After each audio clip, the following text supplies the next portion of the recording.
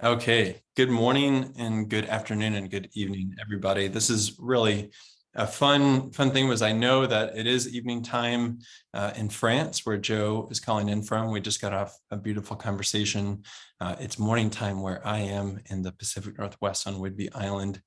My name is Neil Collins. I am one of the co-conspirators at Latitude Regenerative Real Estate, where we have been either crazy enough or wise enough to start to realize that the way in which we are inhabiting home and habitat really needs to start changing. We need to start attuning towards healing and towards restoration and rejuvenation and ultimately regeneration. I'm going to give you a little bit of a welcome note to the community here. We have these monthly calls. If we're really, how do I present on here? Excuse me. You're not supposed to see this part of the page. We have monthly ecosystem calls. If we're being honest, it's maybe every other month. You know what? I'm just going to scrap our slides so that I can talk to you guys. But we have these monthly ecosystem calls, and the intent of them is, if you go to our website, up here on the right-hand corner, it's called the directory. And what this is that we started to realize as a real estate company that is involved in the transaction of home and habitat, that our technical expertise, it really lives within an ecosystem of aligned organizations and businesses.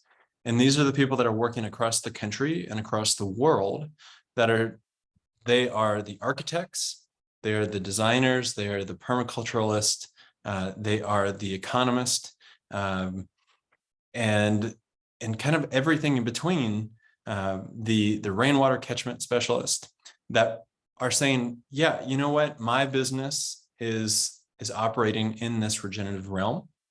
So we want to bring this more to a focus, that this is our ecosystem directory. And the purpose of this directory is also to bring in this wisdom into more monthly calls, that we can use it as a reason to network, as well as to increase our own technical capacity.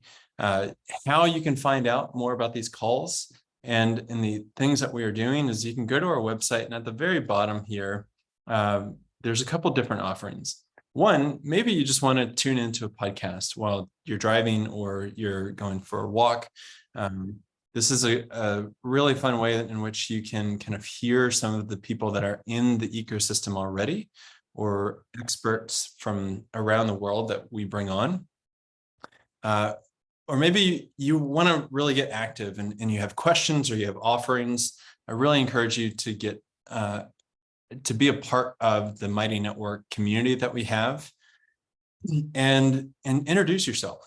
And more than that, there is a space for you to sign up for our newsletter if you do want to get informed about new ecosystem calls that are coming up, and learn about other offerings that we have or properties that we have on the market.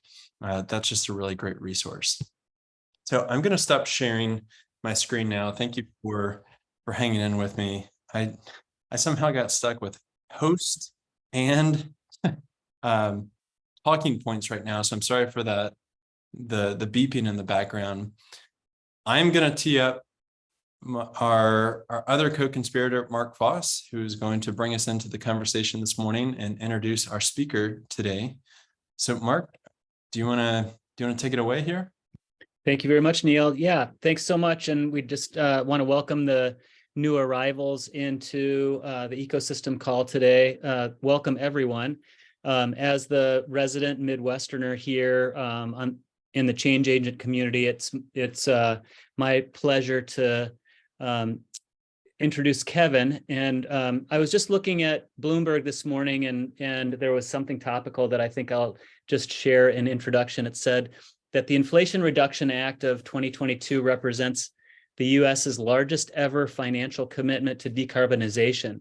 And it's poised to pump over $350 billion into sectors from renewable energy and electric vehicles to carbon capture and green hydrogen. But before businesses can access much of that support, they await regulatory guidance on how dozens of key IRA provisions are going to get implemented. In fact, it's the devilish regulatory details that could determine how fast and how far the US goes in its race to achieve net zero greenhouse gas emissions. Well, in today's Latitude Regenerative Real Estate Ecosystem call, we welcome economist Kane of Green Homeowners United, a southern Wisconsin company which exists to make it easier for homeowners and home buyers to improve their property with renewable energy, energy efficient retrofits, and water saving opportunities, and to help people find fair financing to afford the carbon cutting upgrades that normally would be out of reach. Kevin has worked for over a decade as a community organizer and policy advocate. He's helped found cooperative organizations, is a BPI certified energy assessor, and has a master's in applied economics from Marquette University right here in Wisconsin. He's a collaborator of mine, and as an economist and policy expert, Kevin's here to speak to us about how we can best leverage the IRA in service to our clients, our homes, and the planet. So with that, I'd like to welcome Kevin Kane to present to us today. Thank you so much for joining us, Kevin. Thanks, Mark. Great seeing a lot of you guys again. This is not my first time getting a chance to meet with many of you, and I've had the chance to talk with some of you even outside of these calls to try to figure out how to bring some of these energy efficiency, renewable, sustainable approaches to upgrading homes when people are buying or refinancing. And so I don't know about you, but I'm like really excited about what's about to happen. I got my proud Green Homeowner shirt and everything. But we are impatiently waiting for so many of these things as part of as what Neil said, the largest investment, or excuse me, Mark may have said, largest investment in fighting climate change this country has ever done. And such a large portion of that is going to be in the buildings that we live and work in. And so my job, in addition to searching on Google every single day to figure out if there's any new developments, is to share with you what we've learned and what we think some of the cool approaches are going to be, so you can help yourselves, your family, your colleagues, and your clients. And what we'll do is we'll talk a little bit about what is soon to be available. What I don't have is what some of the timelines exactly are going to be. We are still waiting for some of those devilish details as far as when some of them start. But in the meantime, I can at least let you know what to keep in mind, what to look for. Because some things are available now, and some things will be soon. And it actually will be fascinating, because for those of you who've seen me speak before, I don't shut up about green mortgages. It's just something that I'm very excited about. That actually makes a lot of this even more exciting. And thanks to many of you, and Mark especially, we have done them outside of Wisconsin now. And so we are starting to see what we can do to help other people take advantage of these programs that have been around for many years, but now we're about to be supercharged. So with that, I'm going to ask that Neil give myself screen sharing privileges so I can share with what we have. Thank you very much. Hey, Kevin. And let's go ahead. Real quick. For some reason, we don't have the co-host ability on today's call, which is really unusual. If you hear a little bell and people need to come in, you're going to have to multitask, but we believe in you. Okay. Thank you. I will honor that responsibility. Perfect. So Green Homeowners United, we have far too many little things that we're affiliated with, but our vision is that we are trying to create good living wage jobs, fighting climate change by helping people have more affordable, energy efficient homes. We think it is possible to create union jobs fighting climate change affordably for people, and that's what we're trying to do here. And so we're going to focus on energy efficient financing and the Inflation Reduction Act. So just a bit about us, Green Homeowners United, we're in southeastern Wisconsin. We've done projects all over the state of Wisconsin. We originally just guided people through the programs, the financing, and all the rest of that stuff. But at one point, we realized we needed to be the entity doing this work. And so we directly hire the workers on staff in the union jobs, upgrading homes and things like insulation and windows and air sealing, and also into other areas like heating and things like that.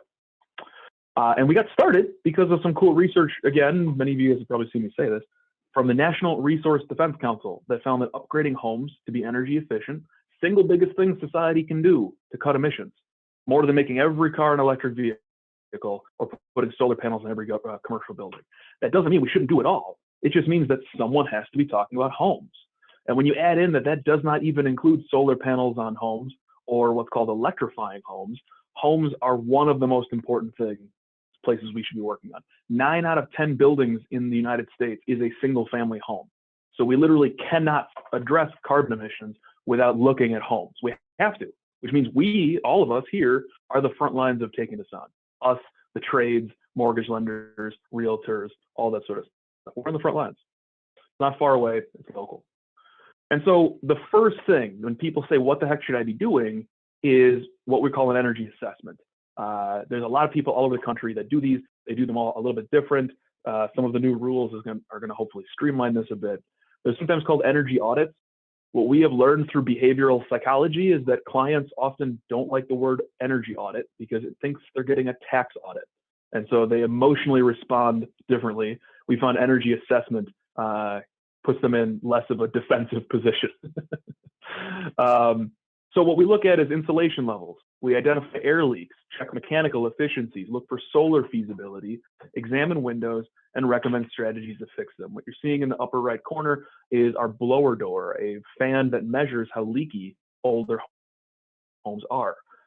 New building codes require homes to be air sealed, but they don't often do that. They didn't require that usually before 2000 in most states. And so a lot of older homes still are pretty leaky. And then we're going to look at your mechanicals, all the rest of that stuff. We use the blower door, as I mentioned. And then we provide you a list of how much each improvement is expected to save you. This is now required under the new law for assessments to be provided to you. And they're going to average somewhere between 300 and 800, depending on who and where and what they include. However, having one can now specifically unlock special rebates and tax credits. So it is worth doing.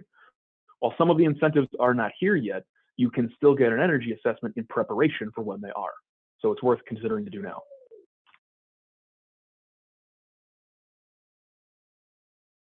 And one of the reasons for that, did I go? No, there we go, is one of the parts of the new law called the homes rebates.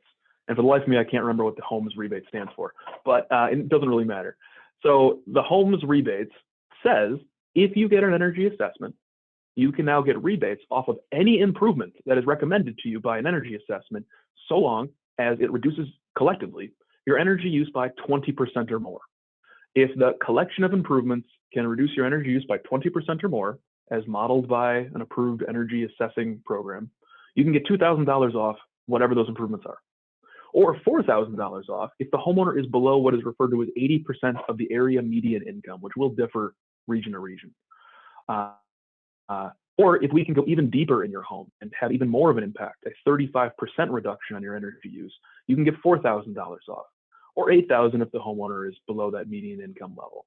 So what this means is you are now incentivized to go deeper in upgrading your home than you were before. And in my state, Wisconsin, most of the rebates that were given to people were very specific. You get this much for insulating your attic, you get this much for upgrading your furnace. That's not what this is now. These new homes rebates are not based on specific areas. They're based on what works for your home, because every home's a little different.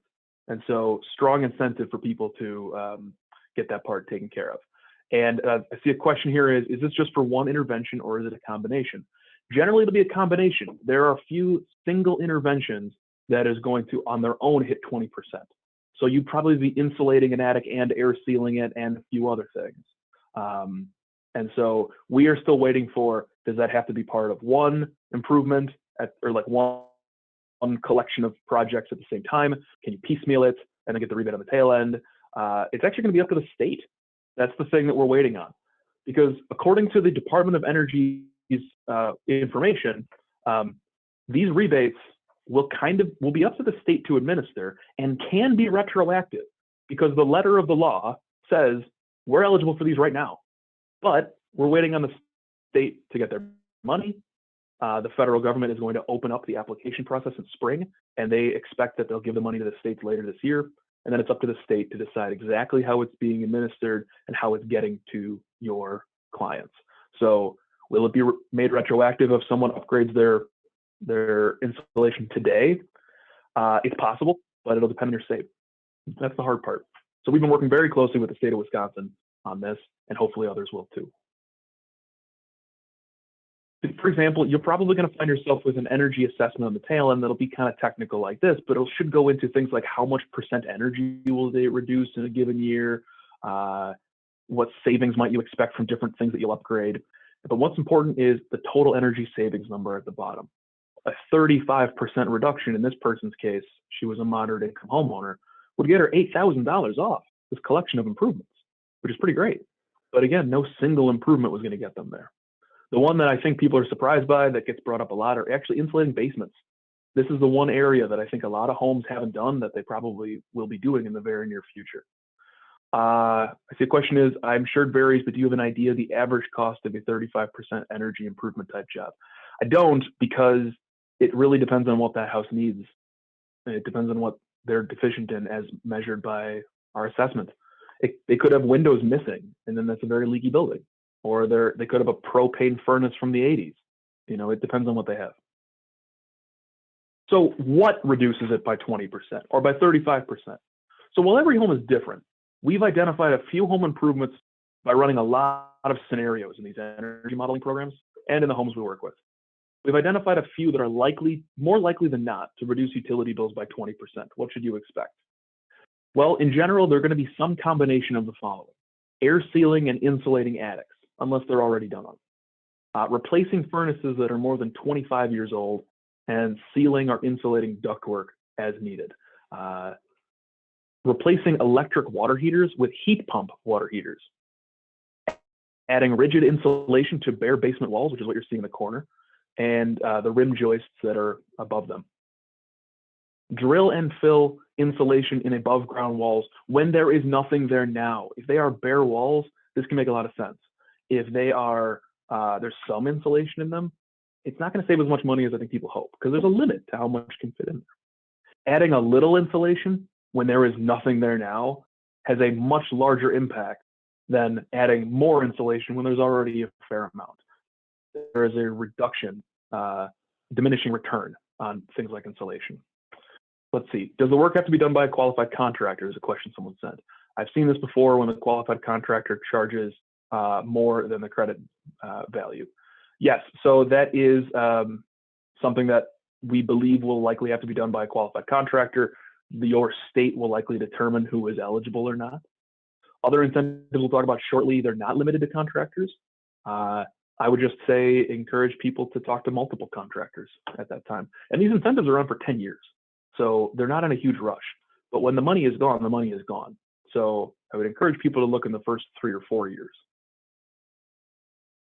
Oh, and then lastly, solar panels. Oh, and replacing fuel oil or electric HVAC systems with either natural gas or heat pumps. This is the easy one. If you see a fuel oil, propane, or electric heating system, let's get rid of it. This is very simple, slam dunk. It is usually not windows, air conditioners, doors, water heaters, light bulbs, or new appliances alone. That's not to say that they can't count. They do help. But on their own, these things are very unlikely to hit a 20% reduction. So you'd have to do it in some combination with this and some of the things above. Some of these rules are going to be a little different in southern states, but for the most part, this is what we've seen in many homes gets you there. And I'm just going to make this plug because I'm a broken record in the Midwestern states. For years, low-income weatherization and state utility programs have focused on incentivizing contractors to look at attics. We've spent so much time looking at attics that now so many of Wisconsin homes, Midwestern homes, look like this. I'm sorry, adding more insulation to the top of the body is not going to help. Let's figure out how to cover the lower part. All right, this doesn't make sense to you unless you're from the Midwest, probably, but this has been a pet peeve of mine for a while. And then I get this a lot. Windows, aren't windows going to do this? My window salespeople said upgrading your windows will save 50% on your heating bills. I'm going to tell you right now, they won't. Not even if they're single pane windows will you save 50%. Do you think that this house is going to save 50% on its heating bills thanks to these brand new windows that you see here? This window doesn't even fit in the window space. And so this is a real house that I saw in Milwaukee. Now I am really hoping that they are planning on fixing this, which is why the siding is off. But new windows would probably not have been my priority for this home. All right, I have another question here. How about the insulation in above ground exterior walls in either crawl space or below living area, empty area, or storage area. Yeah, in general, if there is an area that doesn't have insulation and the side on the opposite is heated and the side outside of it is not, then let's work on insulating that space for sure. All right, another rebate is the electrification rebate. It's also called the HERA rebate. It is designed to get us off of natural gas and propane and fuel oil in favor of electricity. This is going to be pretty substantial. We have up to $8,000 for a heat pump, either ducted or ductless mini split, to replace an air conditioner. If you're not familiar, a heat pump is like an air conditioner that can both cool and heat the home. Air conditioners pull heat out to cool it. Heat pumps can do that and move heat in to heat it as well. Air conditioners and heat pumps are not terribly different devices. It's just that they've added a little bit more to allow them to do so. In the not too distant future, they'll probably stop selling air conditioners, and instead heat pumps are just going to be the future of cooling and heating. Is this only for the replacement of an existing AC? My understanding is that'll be up to your state, but we believe that even if you don't have one, you should be able to. So 8,000 is pretty substantial.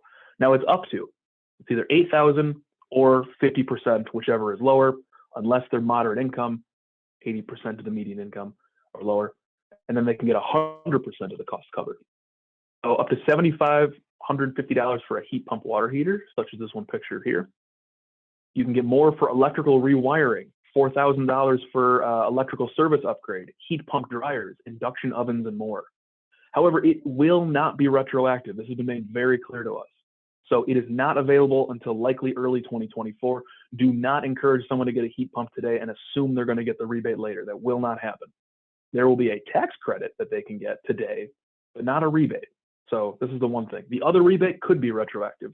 This one will clearly not be. Also, the one thing I have to note, in many parts of the country, Midwest especially, at today's electric versus gas rates, it actually could cost someone more to have a heat pump than a good gas furnace. But it would be significantly less energy used and have the ability to run off of power. So that's nice. So that is one thing that we just like to caution people about. Now, again, I mentioned some income pieces. Your income amount is going to be different, 80% of your area. So this is my area, Greater Milwaukee, Wisconsin. And so if you are less than 150% of the area median income, you can get up to 50% of the heat pump, or $8,000 up to, and up to 50% of the insulation, HVAC, air sealing, whatever, that homes rebates, up to $4,000, 50% or $4,000, whichever is greater. If you make more than this, or more than your equivalent in your area, you can't get the heat pump rebate at all. But this one, the homes rebate, the one that's not based on anything particular, but based on what actually works, there is no upper income limit for this. But there will be for the electrification heat pump one.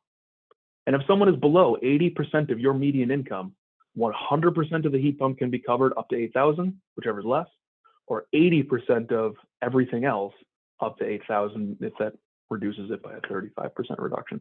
Sorry, a lot of math thrown at you, but just in general, know that, oh yeah, perfect. Thank you, Zoom. You can look up your area median income that way. Oh, and this is a little weird, but there actually is a way around this for heat pumps. Heat pumps on their own can help significantly reduce energy use.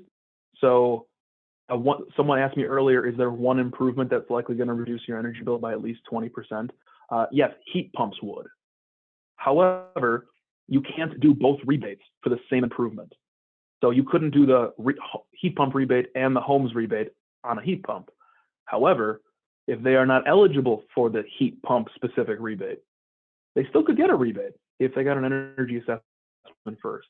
I know it's weird, but we can help them in that way, even if they're above this income. Okay, so those things aren't here yet. They're not going to be here for a bit. But instead, the energy efficiency tax credit is available right now. And it used to be a one-time per lifetime tax credit for energy efficiency improvements, and now it's annual. You can get this every single year. For the next 10 years, 30% of what you pay for energy efficiency improvements to a max of $1,200 is available to you. you have the incentive to do a few things every year. Unless it is a heat pump or a heat pump water heater, then it is in a separate $2,000 max per year category. That does mean that in 1 year, you could get $3,200 worth of federal tax credit by doing heat pumps and other things. Windows, furnace, air conditioner, boiler, water heater are all capped each at $600 max per year out of the $1,200. So for example, you could do $600 worth of windows, $600 worth of boiler to get that $1,200 in that year, but you could not go beyond that in 1 year. And insulation and air sealing materials can be $1,200 per year, but please note that windows, doors, and insulation are based on what you spend on material. It doesn't include labor, which is a huge bummer for us. Does that include electric on-demand water heaters?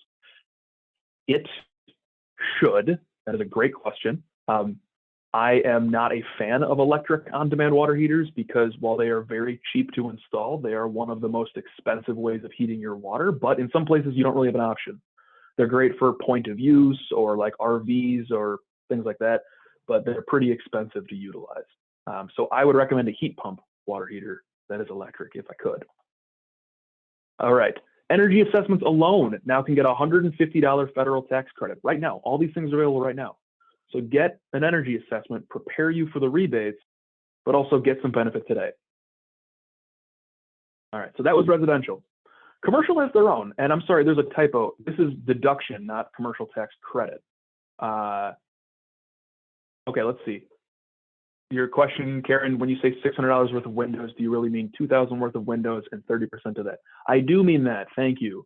Now that would be $2,000 worth of the physical window, not $2,000 worth of window plus installation. That's not the case with HVAC or water heaters. It is the case with windows and doors. I don't know why.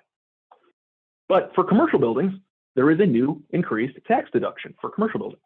It covers businesses, multifamily buildings if they are 4 stories or more, not less, 4 stories or more.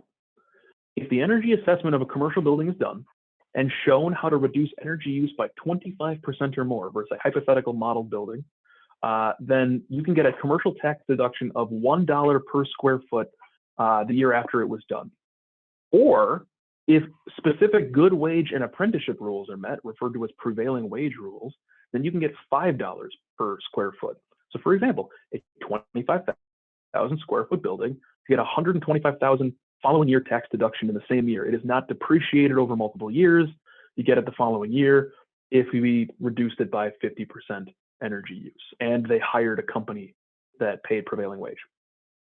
This is specifically for heating, lighting, water heating, and insulation. This doesn't include solar. Solar is going to be different.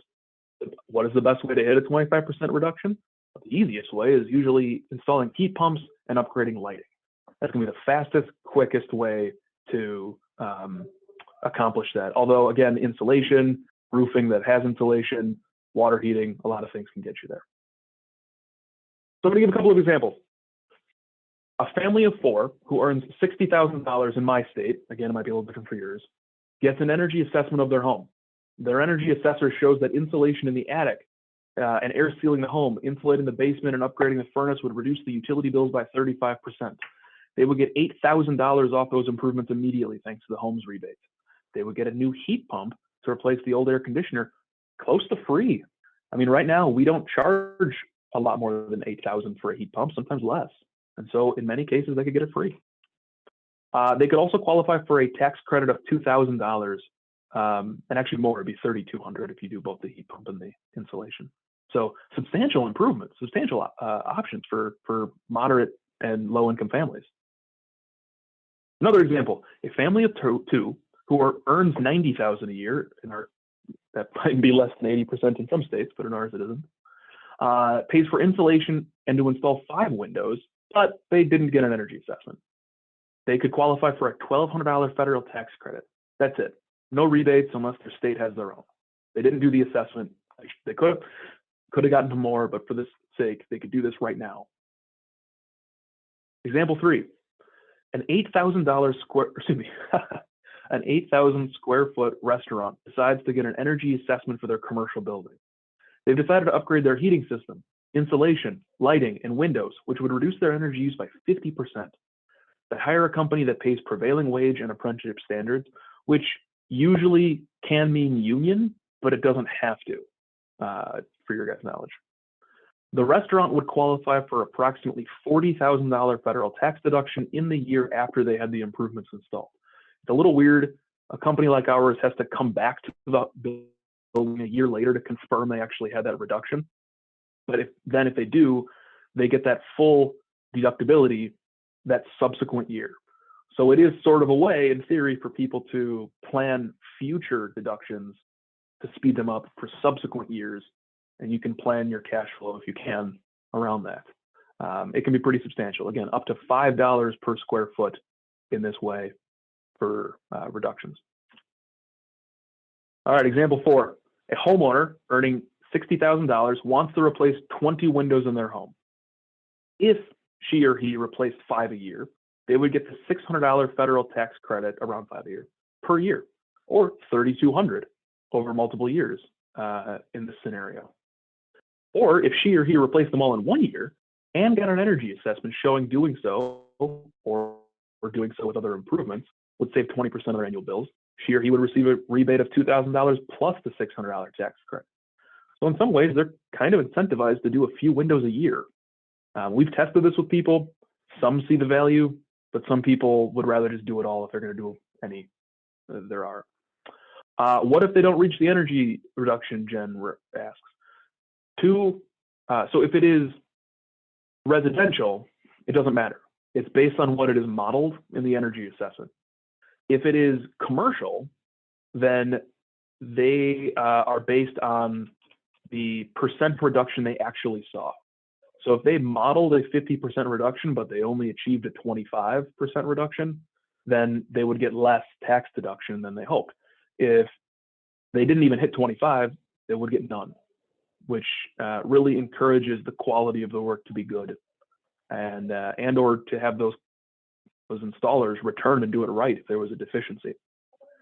The one other quick quirk I want to note on this is for-profit businesses. For government buildings and nonprofits who can't really benefit from tax deductions, they don't get the tax deduction.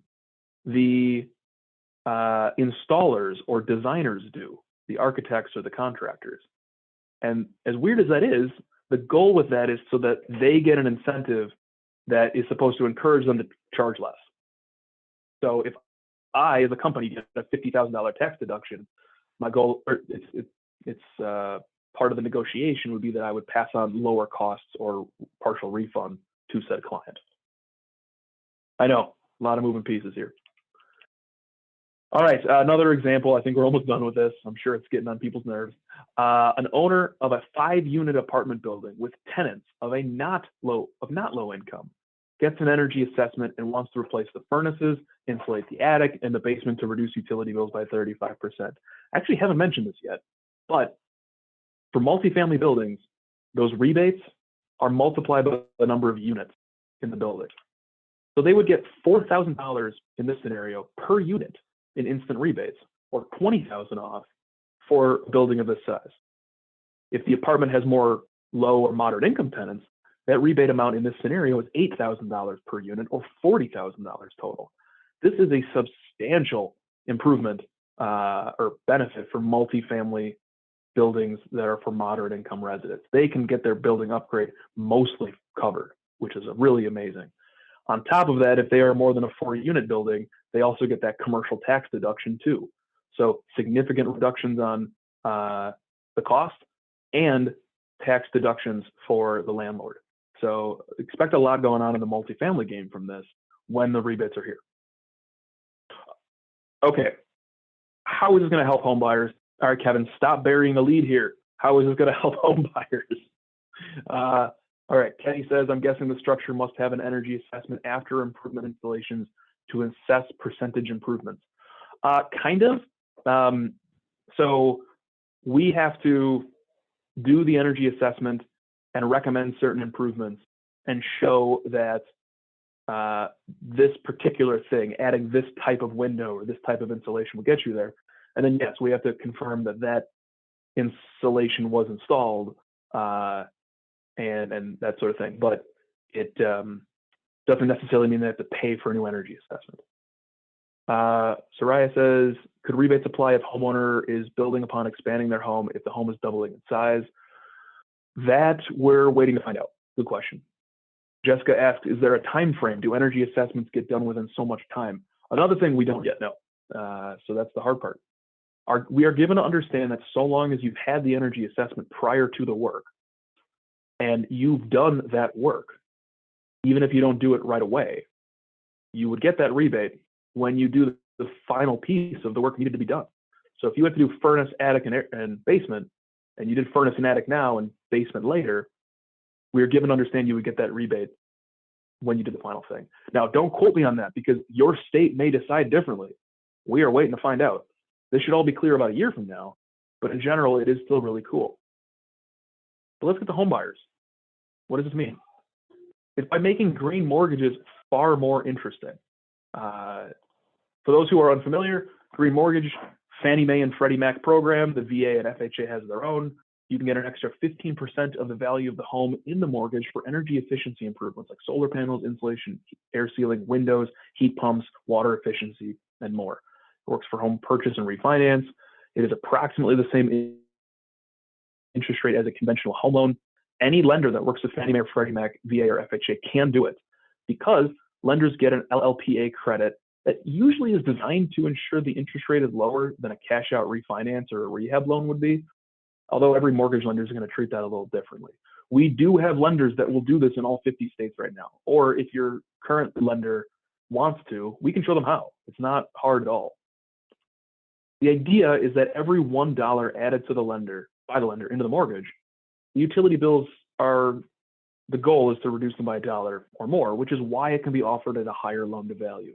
Yes, you are taking on more debt, but that debt is for things that reduce your other expenses, your utility bills. So with that increased debt comes increased ability to pay that debt is the vision.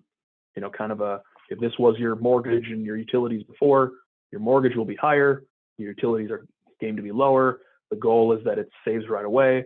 It does, depending on what you pick, it may not always hit that, that's okay.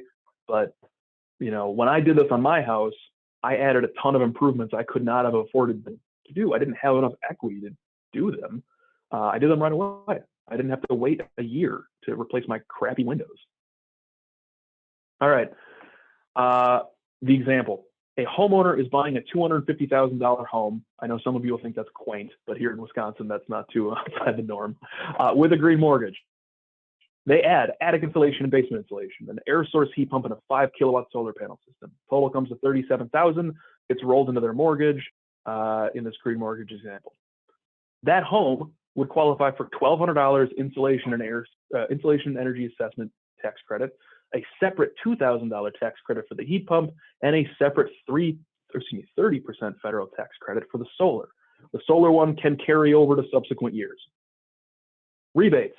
They would get a $8,000 up to $8,000 rebate for the heat pump, up to $8,000 for energy efficiency upgrades if it reduced by 35% or more, and possible state ones too. The cost of improvements could be rolled into the mortgage. So suddenly, you want to help a home buyer, they can get a lot of incentive to do this early on. But they needed to have known this before they bought the house because they have to be pre-approved with a lender that offers this. They don't have to be pre-approved with this particular mortgage product yet, just with a lender that does, because they can change it after the offer is accepted, but it's harder to change the lender you're using. All right, so last one's existing homeowner. I need your help with this. This is very speculative at this point, and we may not have thought this through because we're literally just thinking this through, and Mark's heard me talk about this. But if I'm missing something, please let me know. But we believe we can help recent home buyers in a new way. We'd love your input on this. So in my state, Wisconsin, if a Wisconsin homeowner has a $250,000 home that they bought, let's say within the last 2 months, and right now, let's say it is a 6.5% interest rate. The house needs a lot of work. They bought the house because they were looking for a house. They did not get their perfect dream house, but they know it's a fixer-upper. They opt to refinance with a different lender at roughly the same interest rate. Let's say the interest rate's roughly the same for the sake of argument. They opt to do with a different lender to go green. Why a different lender? Because most lenders won't let you refinance within 6 to 12 months, but that doesn't mean you couldn't go to a different lender. especially since not everyone's lender offers green mortgage. So you could switch to one that does, like a Green Penny or New American Funding. While they would have to pay closing costs again, I know that's weird, they could then add improvements that provide incentives equal to or higher. So in my state, that homeowner in this scenario, yes, they pay closing costs again, which might be $2,000 or $3,000, but then they get $1,200 tax credit for energy efficiency, $2,000 federal tax credit for heat pump, more for solar. They would get a state rebate of up to $2,000 for air sealing and insulation, and another up to $1,300 for cold climate heat pump. So yes, they're paying closing costs again, but the incentives would be more than it to unlock the ability to upgrade their home in a way they don't have the equity to do otherwise. So it can be oddly make sense to refinance if the rate is the same or only a little lower to unlock financing options better than a home equity loan, because they may not have the equity yet, with incentives effectively covering closing costs. Again, because the green mortgage is generally going to be lower interest than a cash out refinance. So again, super, super new. We might be missing something. We're going to look for some test cases. We've just been talking about this in the recent weeks. If this is true, we believe we can help brand new homeowners right after they move in. Like as soon as they moved in, they can start doing this. So we're still researching it. Would love to test it with some folks, but let me know if I'm missing something, because we very likely might be. All right, so I'm going to leave you with this. Timeline of your options to help your clients. Green mortgage, it's available now, or your lender could pick it up anytime. Federal tax credits, available now.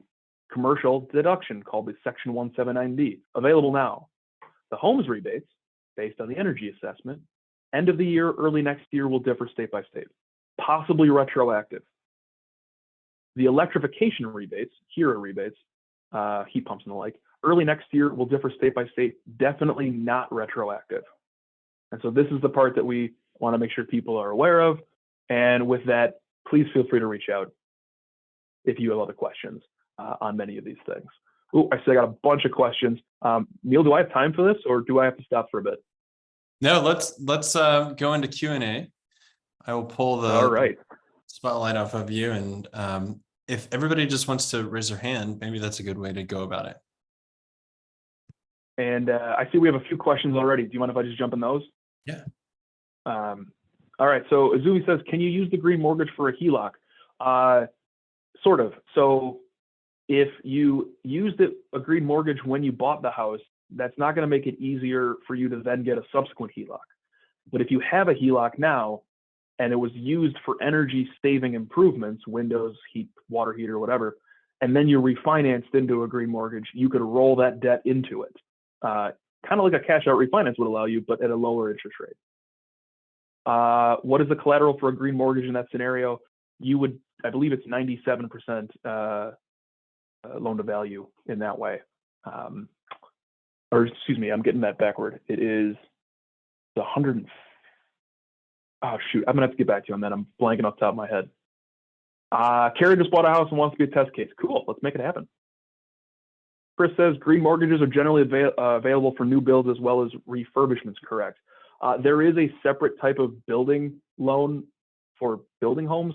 When I refer to green mortgages, I'm referring to the Fannie Mae Home Style Energy Mortgage, the Freddie Mac Green Choice Mortgage, the VA or FHA Energy Efficient Mortgages, and those are all for existing homes. We don't do as much new construction, but I believe that there are products for them too. And it looks like that was Walker's question as well. Sharon, I see your hand raised. Yes, thank you. Just to clarify my question about the green mortgage and the collateral, who's in first position? If you go in, you've got your main mortgage, you're not going to be able to refinance out, and you go to get something, that all of this, where does the money come from, and who's in first position on your house when in that scenario? So in the scenario that I'm talking about, that we are exploring, it would be the sole mortgage. You would be refinancing in that scenario. Now, you normally can't do that within 6 months with the same lender, but you could if you switch lenders. So, okay, so it has to be a different lender, but you can, but I find it interesting that if you can't refinance within 6 months or a year, whatever, then are you waiting that amount of time, or are you refinancing immediately upon closing and moving forward? I'm just, it's a timing issue, I guess. The reason why most lenders won't let you refinance within 6 to 12 months is because they get dinged by Fannie Mae or Freddie Mac for losing the mortgage that fast. So they don't want you to. They take a financial hit for doing so. And so they don't let you, but that doesn't mean you couldn't switch to a different one. Timing wise, there's 2 ways of doing it. In theory, you could do the work and then refinance and roll it in. And there is a way to do that. But what's simpler is you close, you move in, you're like, oh my God, this is not, I didn't realize the air conditioner was that bad, or the windows, I can't live with this anymore. We come in, do the assessment, get you the quotes, and you start the refinance process right away. This is the scenario that we are exploring with a number of different lenders, and we want to make sure we're not missing anything, but we believe this will work. And if it didn't, we'd know right away. Thank you. Yeah, of course.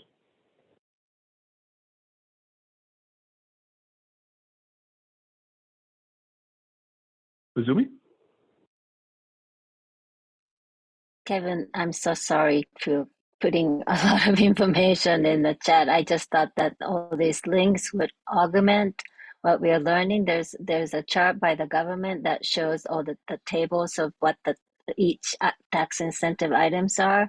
And then there's a Rewiring America site where you can calculate what by the zip code. You can put in the zip code and it'll tell you what rebates and tax incentives are available. And then there was there's a tool that you can go to see what the median income area median income is. That way you can find out where you are or when any of your clients are. And I will also say that there are a number of other loans available now that consider the total cost of ownership, that considers your utility bills cost and all that stuff. And Pearl also just announced that they're partnering with total cost of ownership flex loans. That's very similar to the green mortgages. So they're all available. Excellent. For everyone. Yeah.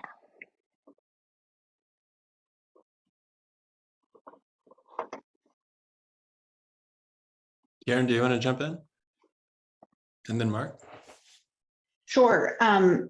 Thank you, Kevin. This was awesome. I've attended many of these and I really liked your examples, but I noticed in your examples, I believe that in all of your examples, you were only talking about the federal, because everything from the state is still so nebulous right now. But in your last example, the one about the refinancing, you did reference some state money. So is that, can you elaborate on what you know about your state or what we might know about my state right now in the refinancing scenario versus all of the other examples you shared?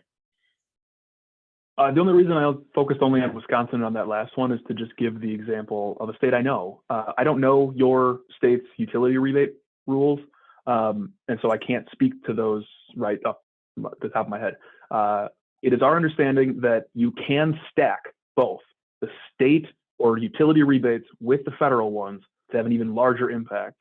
That will still kind of be up to your state. They may decide, no, we don't want that, or we're going to scale back our state incentives to compensate. But we have been told by our state they intend to do both, which is great. But our state changes them year to year, so we're going to see how they change next year. But yes, you should be able to do both where possible. Okay, so that last example was actually more utility rebates than state, or it was a combination? Well, in our state, we only have utility rebates. Oh, okay. That the state kind of administers to a degree. Okay. Regulate, but they're from the utility. Got it. Thank you. Mark, you want to jump in now? Yeah, my question has to do with these sort of state the state legislation that that all states are sort of probably writing right now in order to dispense these monies. And do you have a sense, Kevin, of sort of what the national scene is like in terms of, is there a rush on the part of legislators to get this money out to homeowners, and how likely are we to see those state rules come up? How soon? So some states may have to pass legislation. In our state, it is not expected that we have to, which is really good news for our state. Our state's one of those political quagmires where not a lot gets done, unfortunately, for partisan reasons. So the money will come to your state's state energy office, and they will determine how to best distribute it. Usually that's part of your state administration, the governor's office, and they will be able to distribute it as they like many other federal dollars, unless your state takes action to specifically deny your administration that right. And so we know that the rebates aren't here yet. They're not expected to be here until late this year, early next year. We know that states are required to have the program up and at 'em by August 2024. They must be ready by then. And if the state does not, they lose that money and it gets distributed to the other states. So use it or lose it. Kevin, thank you. This has been great. We've got a couple minutes left. And I want to zoom out a little bit just to see what your feelings are around if you think this goes far enough. Is this good legislation by the government? Do you think it'll be effective in making a systems-wide transformation, or do you think that there's still more room to go? It's an awesome question.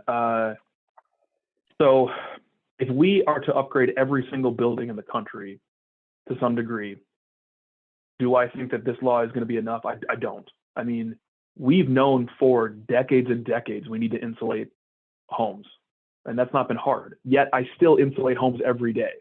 So if we need to make sure every building eventually has a heat pump, that's going to take decades and decades, and there's not enough money in this alone to do so.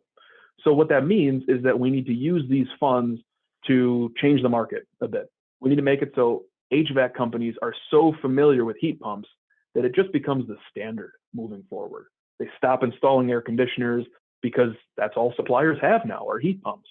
And that contractors and financing entities see that financing energy saving improvements is different than financing kitchen or bathroom redesign. It's not the same thing. You have social implications, but also financial implications of lower utility bills. So a number of lenders do special energy lending programs with better terms. By the end of these 10 years, I'm hopeful that most financial institutions will that work with clients. And maybe it's our goal to help make that happen. The best thing we can probably do in my eyes is make it that energy financing programs become common, because that is the method by which, after these 10 years are over, after these funds are exhausted and the tax credits are behind us, these programs continue. And I don't have to guess on this. This isn't something we haven't done before, albeit to a smaller level. We did this during the Obama stimulus. There were big tax credits and rebates and incentives, and then they stopped. And then things went into what one of my colleagues calls a deep freeze ice age on energy improvements for like a decade. And if we want to keep that going, we have 10 years to change the market, to keep the market that way. No small feat, but thank you for that perspective. And thank you for the work that you're doing. Is there any burning last questions before we let Kevin go? Going once, going twice. Mark Voss. Yeah, I just want to thank everybody for coming, and I've just put an invitation in the chat to join our mighty network, which focuses on building the field of regenerative real estate and continuing the conversation. We're so glad that all of you could join us, and we are building a community around these questions and these efforts. We'd love you to be a part of it. So please click on the link and join us in this important work. Thank you, Kevin, so much for being a third-time host on this ecosystem call. And we are so looking forward to continuing to see the work that you're doing. And how can we connect with you if we are outside the Midwest and want to do some of the kinds of initiatives that you're doing here in Wisconsin? I will put my contact info in the chat. Wonderful. All right, it's 1 after the hour, and so I just want to once again thank everybody for coming. We'll see you in the Mighty Network, and on the next time we convene an ecosystem call. Thanks so much, everybody, for coming today.